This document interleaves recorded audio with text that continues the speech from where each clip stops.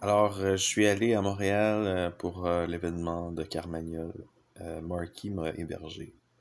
J'ai dormi sur son divan.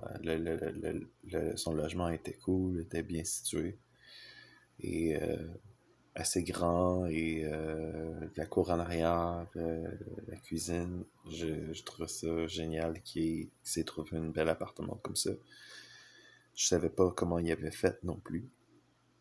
Euh, Là, il attendait, on était rendu au matin, il attendait ses amis avant de partir dans le truck. Et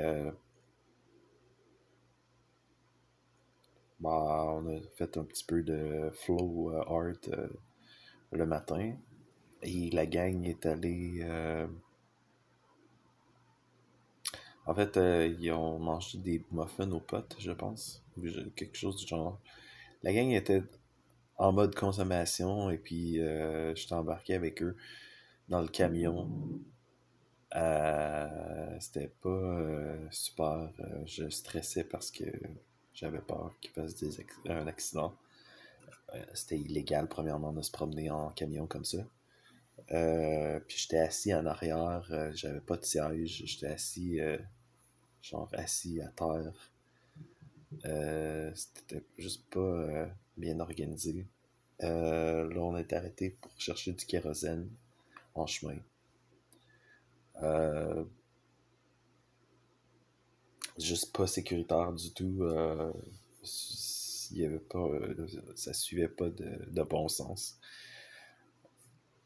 Là, on est arrivé dans le parking. C'est une espèce de parking dans un chemin de terre, dans la boîte qu'on allait dans un rang à l'écart. Et on est arrivé à l'événement. Là, je suis sorti, on est allé voir. J'ai vu quelques visages familiers. Il y avait des tentes avec des spectacles. Il y avait des musiciens qui faisaient des shows. Il y avait le band, euh, un band le soir que David Gaimet m'avait parlé de. Il m'avait parlé de ce band comme quoi il était un band qui était un upcoming band. Euh,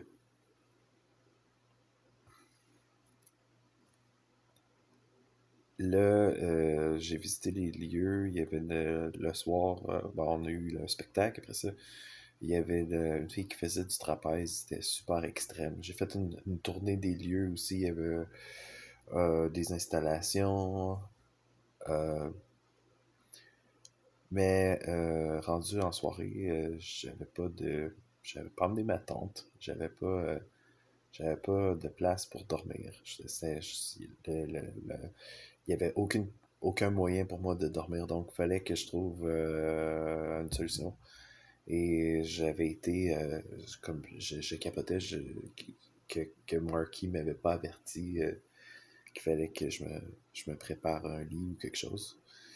Fait que là, j'étais allé dans une tente, j'ai essayé de dormir dehors, en dessous de la tente, mais ça marchait pas.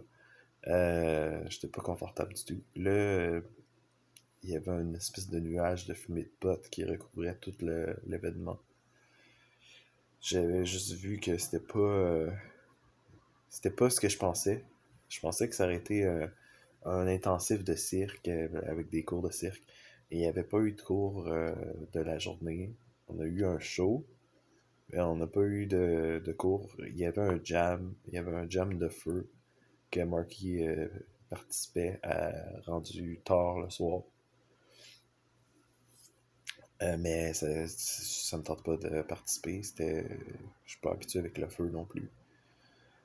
Euh, alors, je commençais à paniquer. Fait que j'ai été dans la tente à Marky euh, pour dormir. Parce que Marky avait aussi amené une fille il était pour dormir dans la même tente, lui puis la fille qui était plus jeune que lui, pas mal. Et puis, quand il a vu que j'étais dans la tente, il est arrivé, il m'a vu dans la tente, il m'a comme dit, hey, qu'est-ce que tu fais là? C'est comme, il voulait pas que je sois là, il m'a pas laissé dormir là. Il était comme, juste, organise-toi avec tes troubles. Fait que, fait que j'avais mon cellulaire, j'ai appelé mes parents. J'étais en train de faire une crise d'anxiété, dans le désespoir. Euh, Après ça, j'ai texté, j'ai parlé à Martine Lee. Martine Lee, je vous en parlerai plus tard, c'est qui. Euh, Elle me coachait pour m'aider dans des situations de désespoir de ce genre. Fait que j'ai décidé, ben, je resterai pas pour les 3 jours. Je vais me retourner tout de suite. Fait que j'ai collé un taxi qui coûtait super cher pour retourner au centre-ville. Ça a pris du temps avant que le taxi arrive, puis ça a coûté cher. Le trip au complet du voyage à Québec a coûté énormément cher. Puis ça a comme brisé mon amitié avec Marky. Je l'ai pas vu après ça. Quand j'avais regardé le pamphlet de Carmagnole, je voyais qu'il y avait plein de workshops, mais j'ai juste pas vu qu'il y avait des workshops un coup sur le site. Martin Lee, je l'ai rencontré à Mood Disorder Association. C'était un endroit qui avait été référé par Streets to Homes à Peter Street.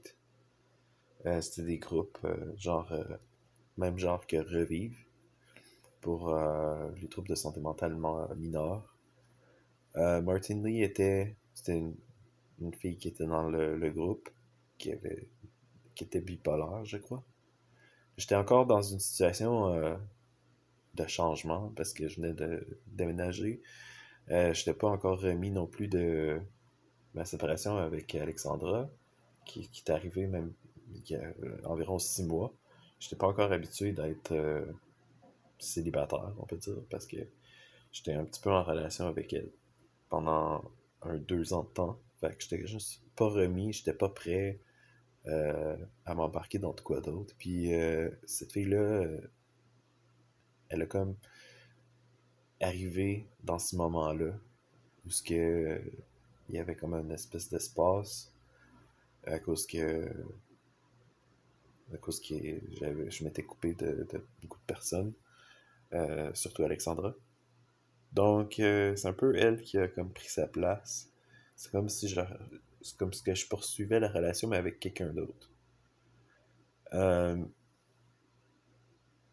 C'était dans le moment où j'étais déménagé à 81 Charles. Euh, j'avais été rencontrer Timothy Carter, qui était aussi une personne que j'ai rencontrée dans le groupe de soutien. On est allé au Tim Hortons après les groupes. Euh, Quelques fois, 1 ou 2 fois, 3 fois. Évidemment, c'était tout en anglais. Tout ce qui se passait, c'était en anglais. C'était en anglais tout le temps, partout, à 100% du temps. Au départ, ça me dérangeait pas parce que je me disais, bah, je suis bilingue, je suis capable de parler en anglais. Fait que ça m'a pris comme une couple d'années avant de me tanner sérieusement de la langue anglaise, là. Euh, et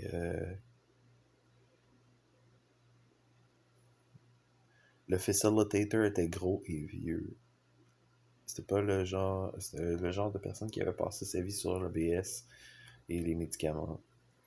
À la pause, j'allais boire de l'eau dans la cuisine. Il y avait aussi une place où il y avait une bibliothèque de livres dans la salle d'attente où je feuilletais des livres et puis j'avais retrouvé un de mes livres favoris, Feel the Fear and Do It Anyway de Susan Jeffers, qui se faisait du bien de le relire. Comme je disais, ma relation avec Martine Lee s'est faite super vite.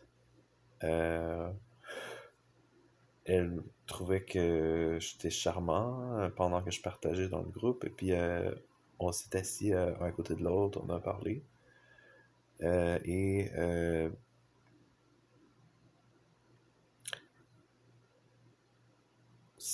on s'est échangé nos coordonnées. C'est à partir de ce temps-là qu'on a commencé à sortir ensemble officiellement. On est allé à Center Island, par exemple. Elle m'a invité à Catch the Fire Church, une église qu'elle fréquentait. Parce qu'elle était catholique, était très chrétienne. Elle avait une maîtrise à l'université pour être une pasteur. On se rejoignait sur notre éducation religieuse stricte.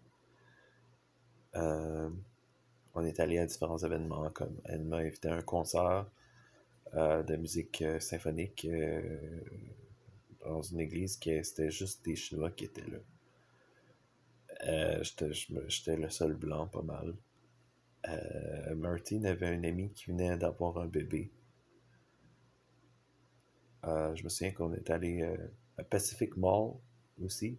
Et on a été dans un coffee shop et puis je l'avais dessiné. Elle ressemblait à Lana Lang de Smallville. J'étais fier de mon dessin et les ombres, je les avais faites avec du café, comme si c'était de la peinture aquarelle. Je pense qu'elle était, elle était une grosse fan de moi parce que au début, elle m'écrivait tout le temps, elle me disait tout le temps des compliments, elle me donnait des cartes.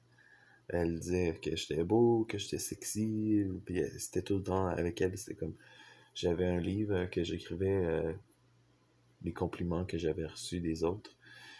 Et la grosse section de mon livre était remplie de ses compliments à elle qu'elle me faisait à moi.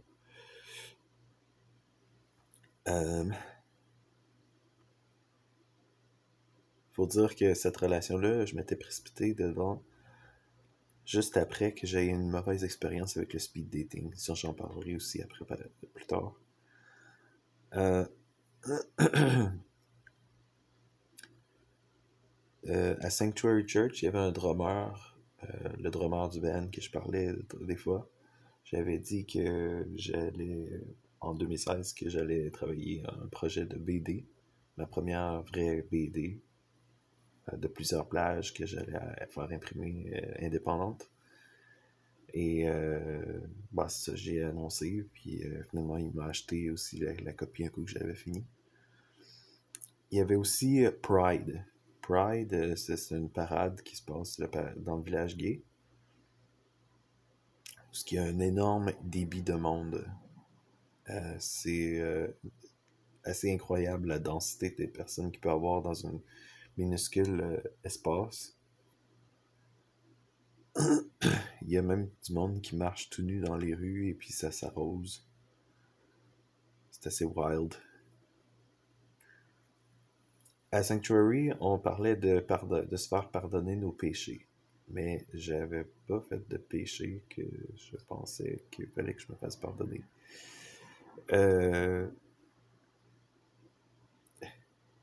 Le monde qui allait là n'avait pas l'air tellement en santé non plus, ni très cool.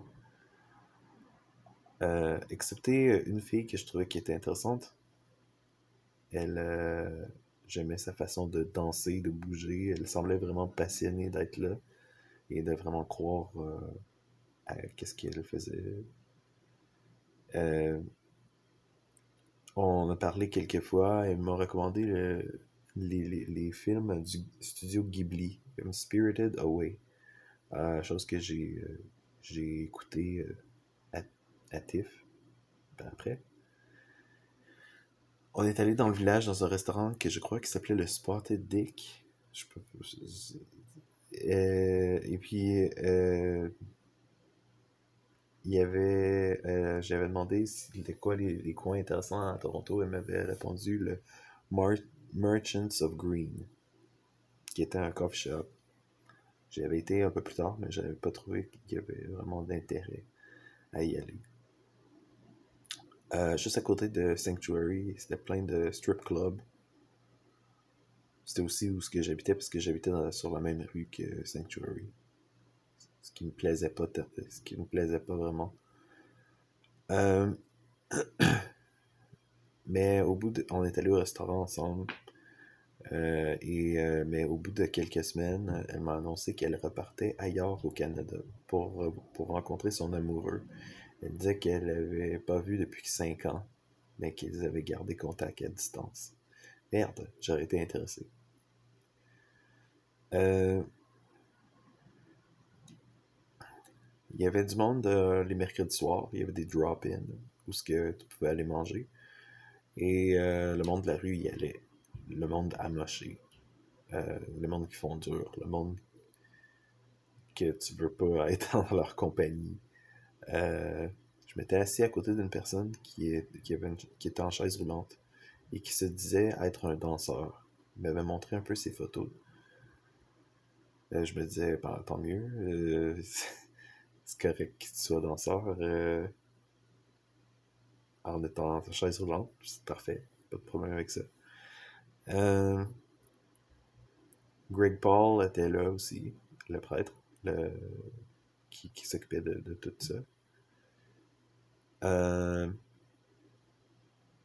il y avait il y a eu un ou deux open mic aussi. Elle, la fille qui était repartie ailleurs, elle disait qu'elle allait souvent dans des open mic.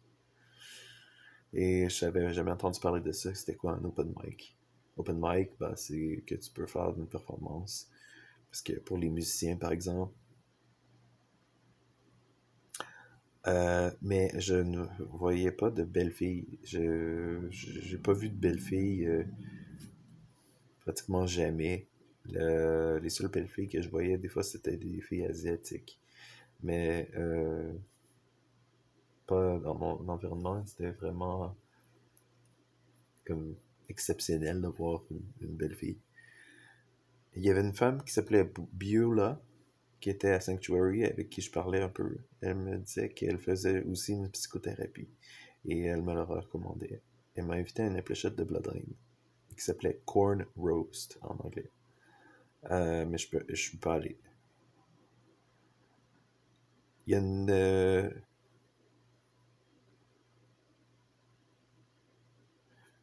Euh, en fait, j'aimais pas le vibe. Et j'allais sur les dating websites encore. J'en faisais aussi quand j'étais à Montréal. Plenty of Fish. Je m'étais inscrit à OkCupid. J'ai payé quelques inscriptions aussi. Et j'ai finalement avoir une date. Des fois, je marquais que j'étais open pour les one night stands. Des fois, je marquais que j'étais open pour une relation à long terme. Et je me suis retrouvé dans un coffee shop à faire une date avec une grosse madame dans la quarantaine ou plus, qui était pas belle du tout. On s'est rencontrés dans le coin d'une rue et puis on a jasé un peu. Et puis en fait, elle m'a invité chez elle. Dans ce temps-là, je prenais un risque à chaque jour. Je m'étais dit que peut-être que ce serait une bonne idée que je prenne le risque. Fait que je suis allé. Donc, j'ai monté l'escalier en haut. Il y avait un mannequin. J'ai réfléchi un petit peu au dépanneur, je me souviens, avant d'y aller. J'aurais pas dû. Ça a été une erreur. Il y avait des mannequins dans l'entrée.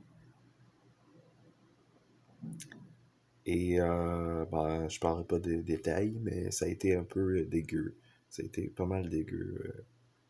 Et j'ai senti son aura, son énergie comme mêlée avec le mien.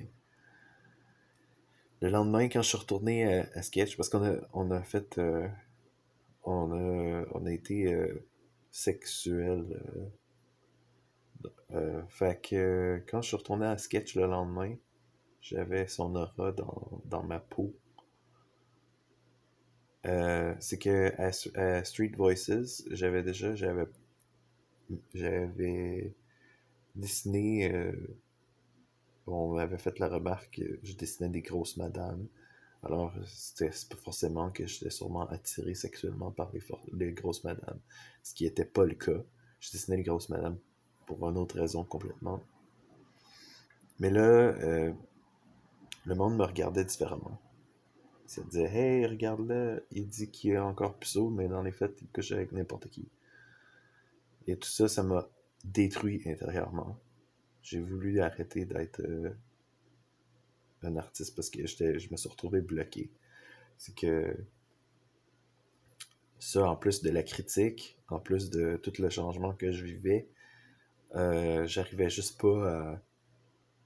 Parce que je continuais comme je pouvais à faire ce que je pouvais, mais j'aimais pas qu'est-ce que je faisais. Je détestais juste qu'est-ce que je faisais. Je trouvais pas que je m'améliorais, je trouvais que je m'empirais à chaque fois. Puis là, qu'est-ce qui m'arrivait? Deux, des expériences de ce genre-là, ça m'a juste bloqué. Ça m'a bloqué. Puis il y avait aussi tellement de critiques. C'est comme si le monde autour aimait pas qu'est-ce que je faisais, j'aimais. Puis j'arrivais pas à avoir quelqu'un qui me dise comment améliorer les choses. C'est comme, ok, you suck, puis c'est fini, c'est comme, t'as pas d'autre chance, on dit pas pourquoi, puis comment t'améliorer, on t'aide pas, on fait juste te dire que t'es poche. Euh, J'avais l'impression que on se divertissait de ma vie comme si je faisais les tabloids. J'avais l'impression, même à Montréal, j'avais un peu l'impression que qu'est-ce que je faisais, c'était virer en jackass.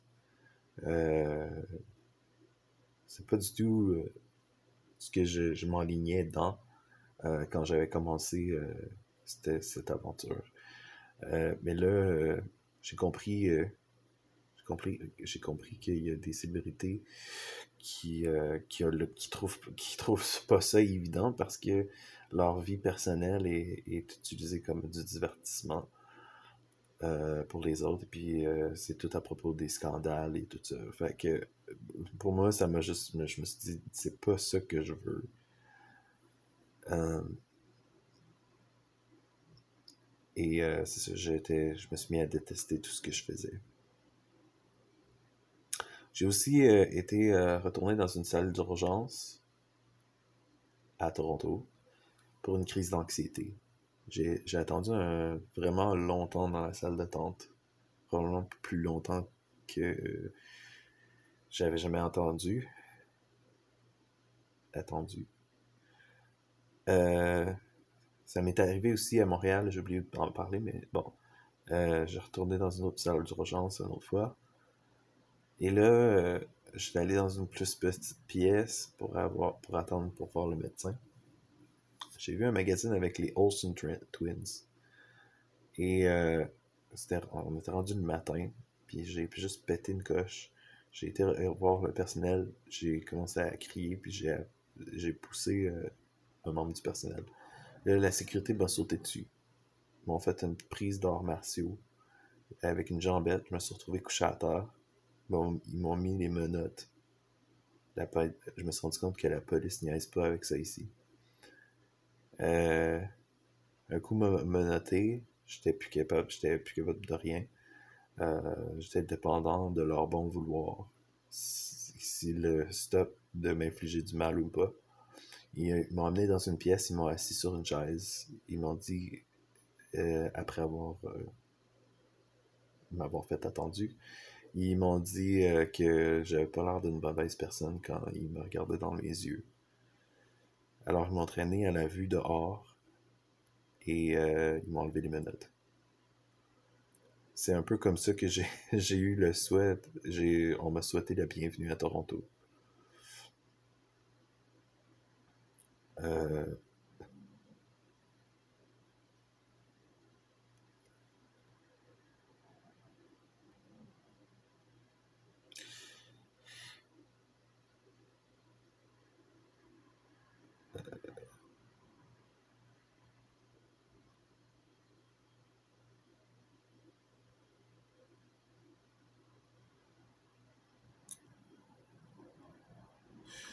à Art Heart, j'avais fait une peinture qui s'appelait Do You Want Carrots? c'était inspiré de la scène de Peter Street dans la cafétéria. On a écouté le film Guardians of the Galaxy. Je l'ai pas écouté au complet, mais certaines personnes disaient que c'était un bon film. Normalement, j'allais passer le soir là. Je mangeais un fruit, je prenais une tisane avant le dodo. J'aimais bien ça, mon temps tranquille paisible avant d'aller dormir.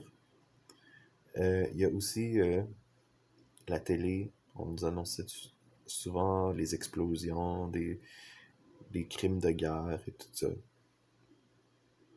Parce que la guerre n'était pas encore finie en Irak. Au bout de peu de temps, j'avais l'impression que cet endroit, Peter Street, était en train de me tuer.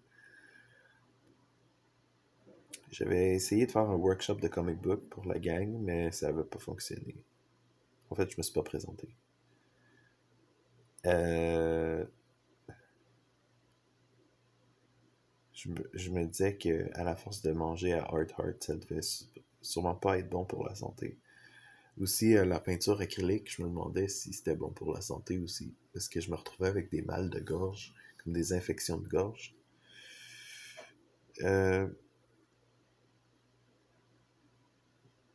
Nicole avait les cheveux noirs. C'était elle qui s'occupait de Heart. Elle avait mon âge, un peu grassouillette.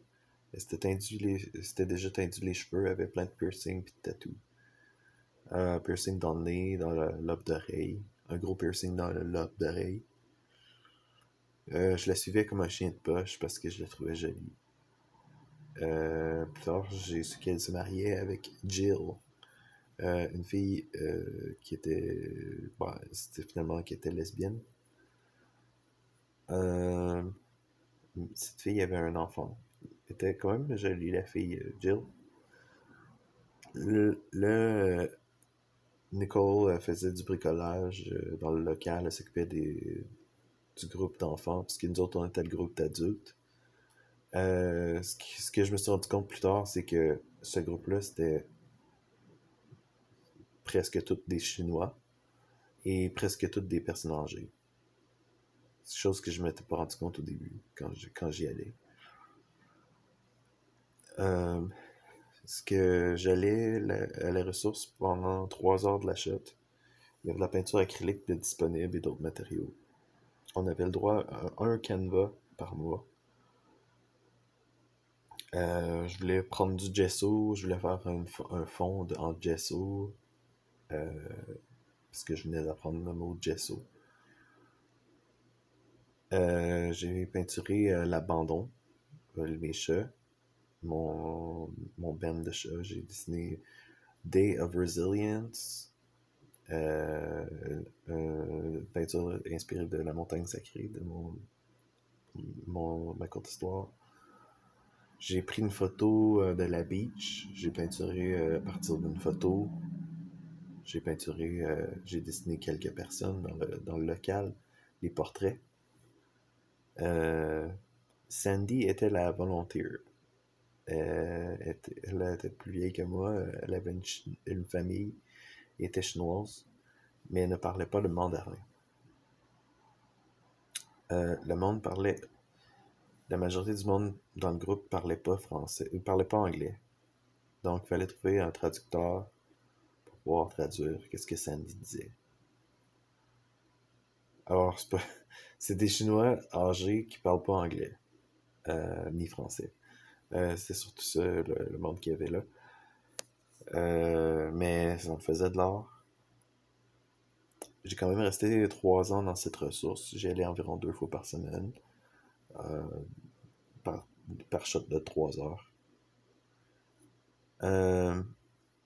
Mon style en art visuel a pas mal changé depuis mon déménagement. J'ai pu essayer beaucoup de nouveaux médiums. Peut-être je me suis amélioré, peut-être je me suis empiré, je sais plus. Mais mon style a changé. Puis j'ai participé aussi à des exhibitions, j'ai mis mes peintures à travers les autres. J'ai participé à setter les exhibitions aussi. J'étais probablement le plus jeune participant dans la gang, à part les volunteers qui sortaient de l'école, qui étaient comme en stage. Euh, j'ai parlé de le film de Basquiat qui s'appelait Le Radiant Child. J'ai aussi été voir une exposition de Andy Warhol un peu plus tard, qui était sur Blur. Euh, c'est quand même tragique qu'est-ce qui est de son histoire. Euh, mais je recommande quand même le film. On est quand j'allais au AGO, j'ai comme tracé, comme essayé d'imiter le style un peu que, dans la façon de faire mes traits. Euh, j'ai fait du silkscreen avec, je me suis acheté des t-shirts noirs pour pouvoir les revendre, mais j'en ai vendu un à 25$, je pense, avec une femme de Progress Place. C'est pas, ça vaut pas la peine de faire. C'est pas du profit. Puis le slogan que j'avais écrit, c'était Dream is the color of your eyes. Comme j'avais probablement 10 000, 2000 quotes de ce genre-là que j'avais amassé au fil des années, que la majorité, j'ai pas gardé. À Sketch, on a eu une série de workshops qui s'appelait Make It Move. On travaillait avec le stop motion. On est allé à Taste pour faire le stop motion.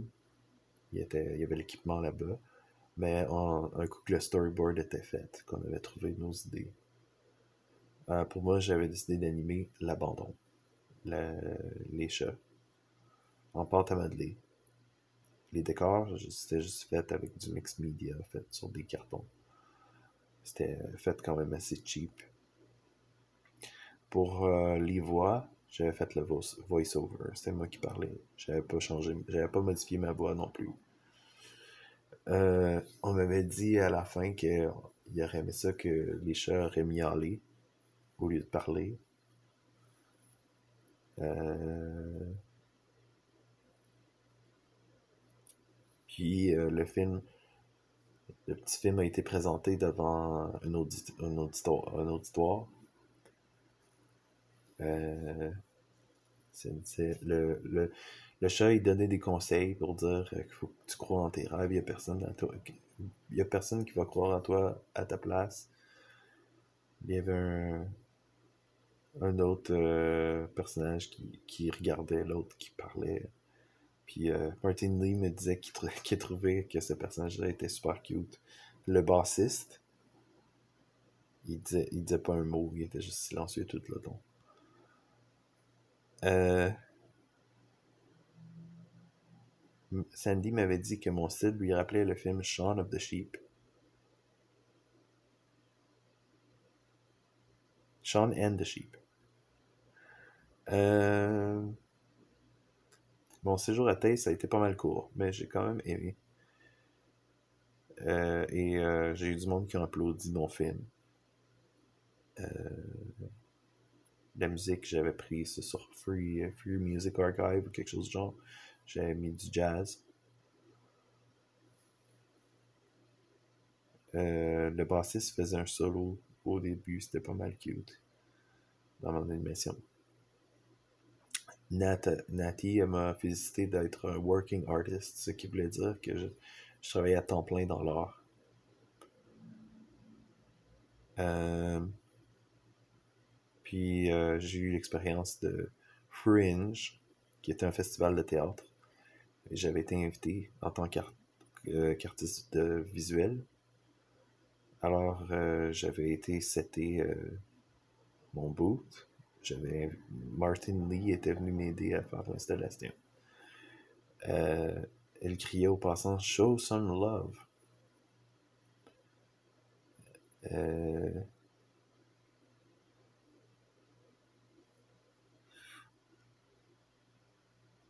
Le gars transsexuel que j'avais rencontré à Saucire qui était là aussi, il s'était improvisé comme prof de jonglerie.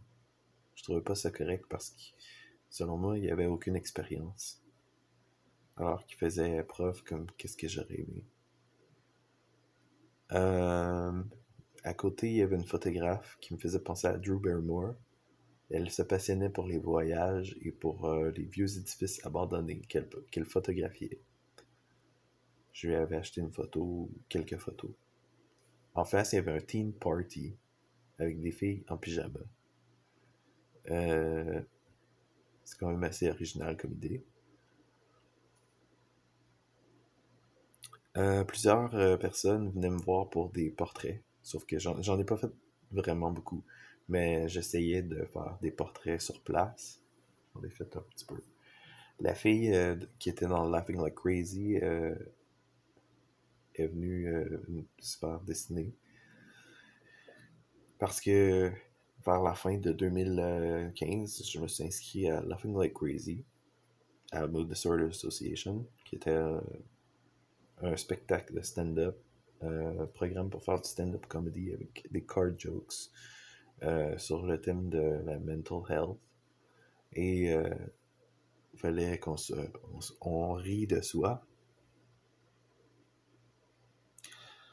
Euh, Huda, elle qui travaillait en textile, était avec son fils et dans la même tente que moi. On partageait la même tente. Elle avait sa table, moi j'avais ma table. Mais on dirait qu'on se tapait sur les nerfs. Sandra était venue me voir. Elle m'a dit que ce que j'avais fait était pas cool. Je n'ai pas vraiment compris qu'est-ce que j'avais fait de mal. Mais elle m'a dit de ne pas revenir. Alors j'ai perdu ma chance avec elle. La relation était pas mal brisée. Je pense que cette fois-là, quand je suis revenu après ma fois awkward avec le speed dating, ça a un peu changé la dynamique. Parce que je pense qu'elle s'est rendue compte qu'il y avait de quoi de changer en moi.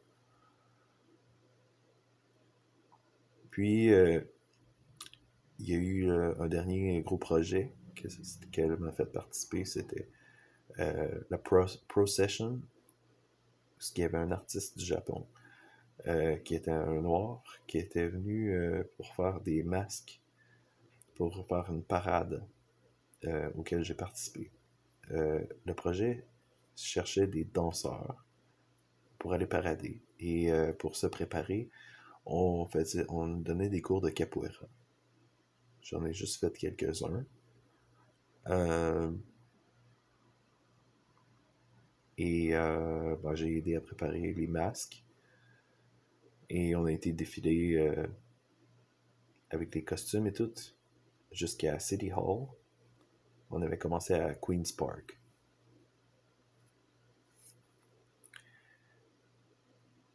Il y avait une personne à Sketch qui disait que cette forme d'art, elle voyait que c'était mon style de faire ce genre de art public avec les personnes comme étant euh, le médium.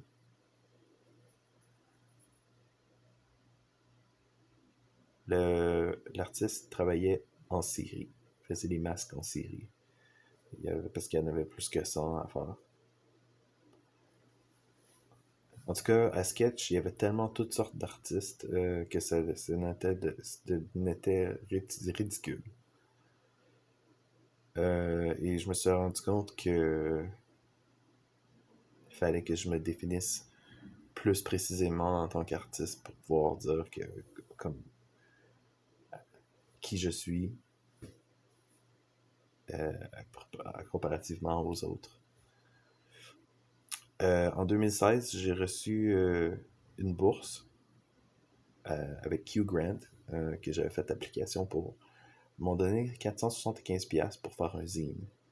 C'était ma première BD à vie que je faisais. Une BD indépendante. Euh, Sandra avait utilisé mes sketchs pour faire le flyer du programme d'art visuel. Parce que j'avais fait des pauses parce que j'allais sur Pose Maniac et Quick Pose pour dessiner des poses. Bon, je dessinais différentes affaires. J'avais tout le temps plein d'objectifs que j'écrivais, que je voulais étudier puis travailler. À un moment donné, j'ai fait une peinture ça m'a pris à peu près 5 minutes, parce que j'avais fait un bras avec un bicep pour montrer des muscles sur un géant canevas. Et puis ils l'ont affiché comme devant tout le monde à une place de comme privilégiée. Mais ça m'a pris 5 minutes à faire. Euh,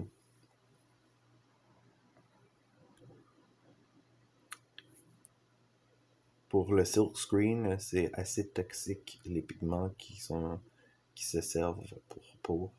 Alors, c'est pour ça que je voulais pas en faire, que je voulais pas me spécialiser là-dedans. Euh,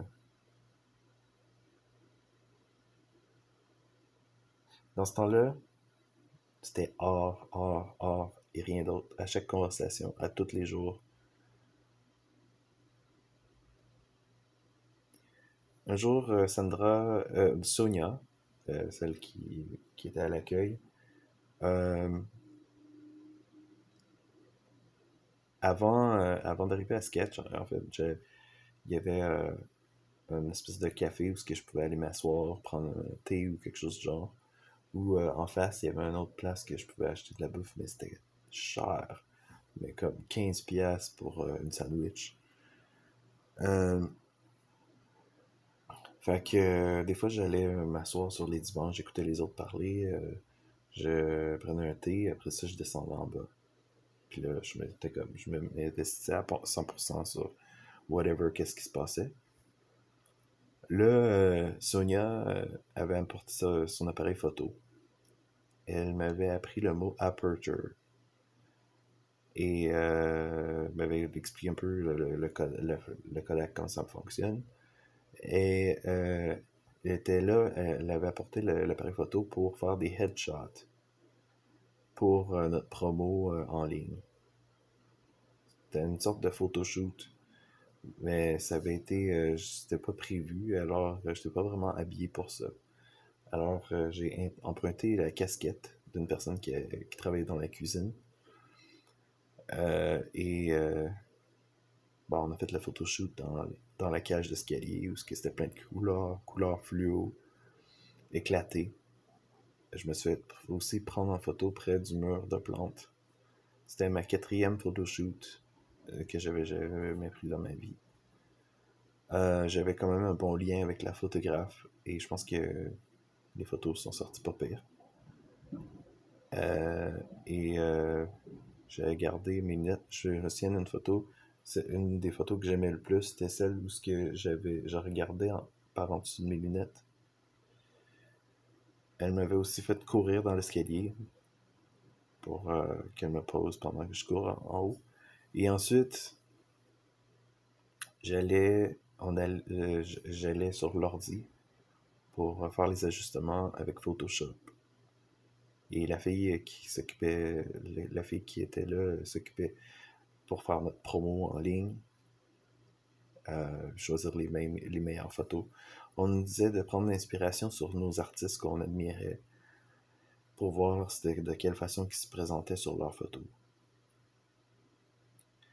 J'ai fait un cours aussi avec Ableton, un gars qui travaillait avec ce genre de logiciel pour faire des beats, mais c'était pas le style EDM qui était vraiment son préféré, son style préféré. Il était noir et puis quand il m'a entendu, il a vu mon style, mon vibe, il a comme pensé à Daft Punk et il m'a montré comment faire comme sampling en pesant sur un piton pour faire un son, faire répéter un son comme dans une tune de Daft Punk.